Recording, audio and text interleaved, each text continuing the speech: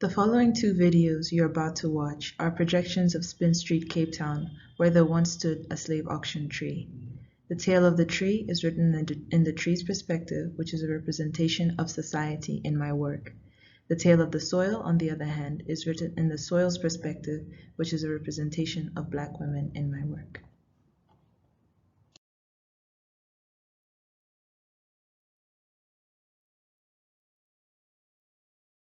I, the fir tree, am the conqueror of lands, transported on ships and arriving on beach sands.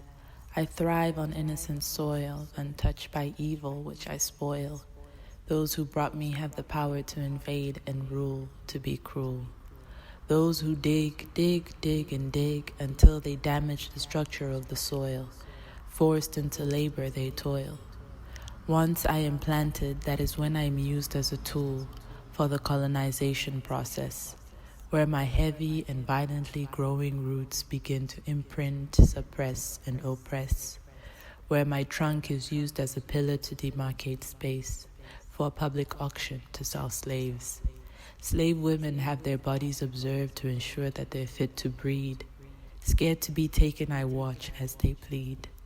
I am nourished by their tears because I grow with each soul's fear. If you cut me down, my roots may decompose, but the seed of violence has already been sowed. Generations of slave women will never be free. The soul of my colonial roots has blinded people so that they only see the image of the slave woman under the tree when they look at Black women in today's society. If you cover the space I once stood with tar, that people above ground can walk on and drive their cars, eating at restaurants, hosting exhibitions and auctions, you're simply hiding my existence with all these concoctions. I will live forever, however, as the injustice, inequality, and silence of Black women. That is how I want to be remembered.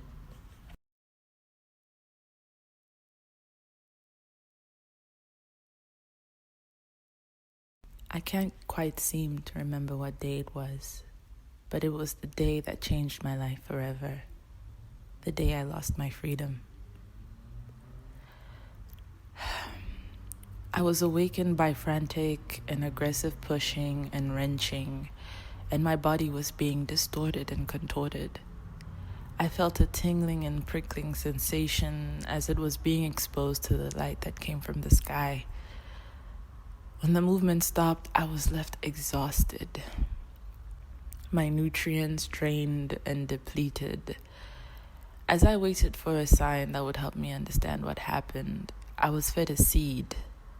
My body was repositioned in place, and I was quickly given water to rehydrate and rejuvenate.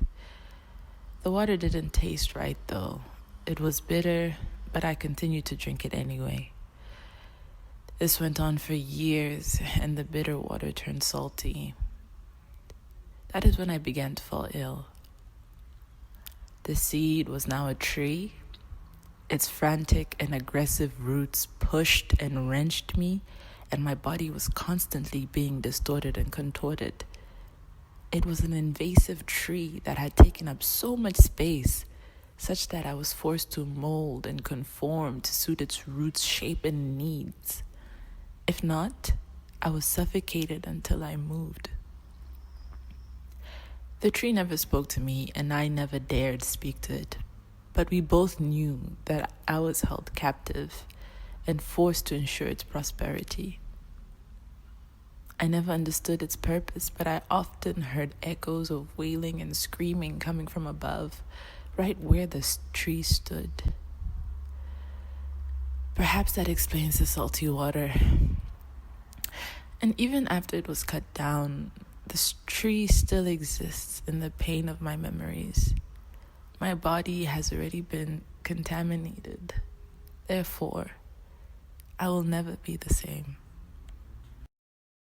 Architecture is a practice that is able to reflect the historically and socially constructed spatial practices which have informed the way the Black female body is perceived in South Africa. Slave women's bodies, particularly their sexual reproductive organs, were displayed, dehumanized, and made economic property.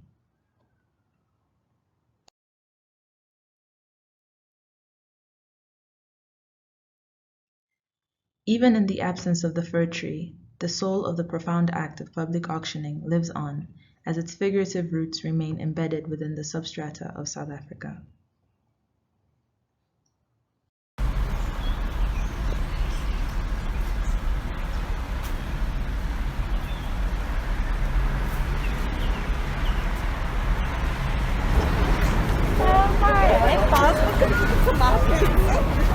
Spin Street is a lively street bustling with restaurants, galleries, and small shops.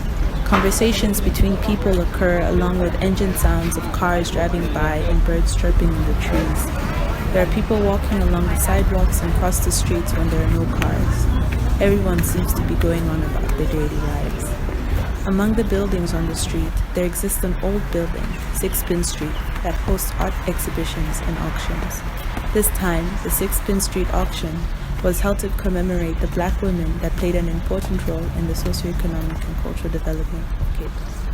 Work, we should start at 750, 850, for 850,000, 900,000 now, for 900,000, and 50 with you, madam, for 950,000, for 950,000, 1 million, 100,000 with me against both of you, for 1 million, 1,200,000, 1,300,000 with the lady, 1 million. Little do people know that 250 years ago, there existed an auction tree where black women were auctioned into slavery, where they were dehumanized and made economic property of white male slave owners who did to their bodies as they pleased. They were abused and their bodies made disposable. They are a reflection of the old slave tree.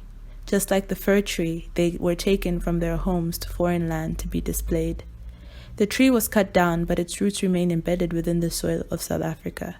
Its roots have engendered structures of identity that remain synonymous to those during slavery. A black woman happy with living a life of servitude.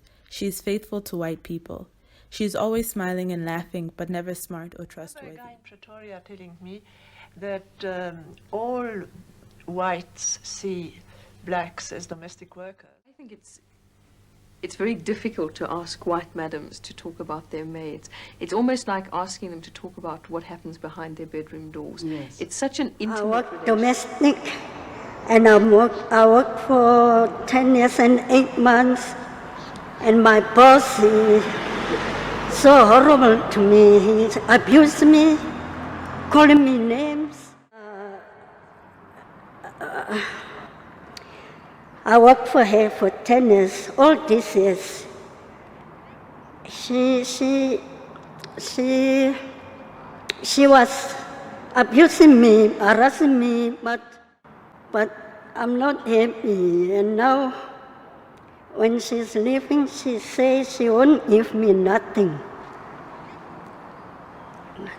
Jezebel, a loose woman who is driven by sexual pleasures. She seduces men into having sex with her for money. This is how you do it.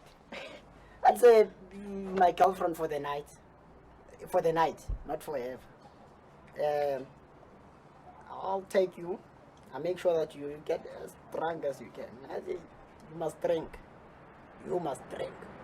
When I see you are chemically off balance now, you can't really differentiate between this finger and this one.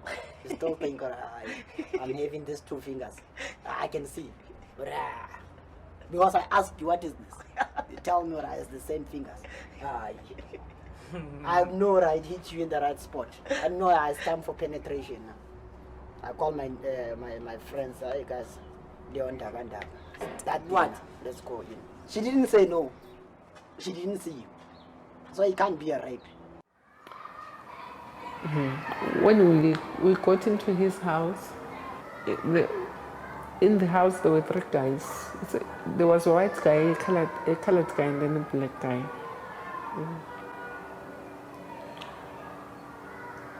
So when those guys raped me, because I went with the white man. I didn't go with this colored one or the black one. The black one is the one who took me home. And the colored one raped me and they stabbed me. I was stabbed on my thigh. And they hit me with something, sharp object on my head, because that guy say I'm very rude and stubborn. They wanted me to use drugs, to sniff with cocaine, to use it. So I refused, say I'm very rude and stubborn. So that guy was hitting me. I refused. then called the other one. They were sleeping with me. The next thing, I couldn't go to the police station. What was I going to say to the police station? I was raped. By who? Somebody that I went with. Because that guy didn't force me to go. I'm the one who went to his car. He didn't force me to his car. I went with him in his house. That's where he started it. I couldn't even go to the police station. That's the story. It's not too easy to say it. Black women remain in the dark, invisible, while the act of auctioning has been normalized on Spin Street, forgetting the history of slave auctioning. At 1,400,000. And 50, Allegra? At 1,400,000. Black women are misrepresented and displayed, and it is these misrepresentations that people buy into and pay attention to, while they disregard and neglect to see the truth.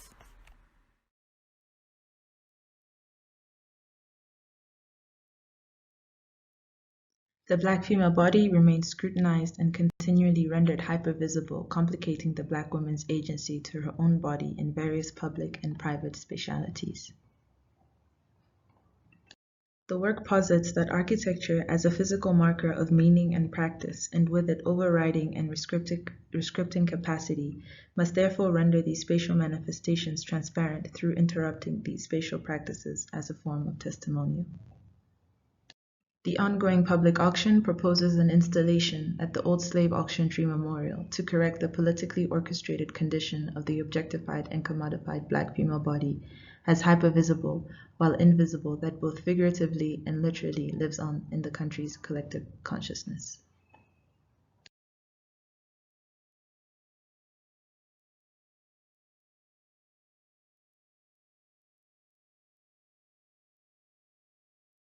It makes use of reflective surfaces, light, and shadow as sensory devices to confront these realities, to redefine the meaning of the Black woman in space, and offer a remembering of the Black female body.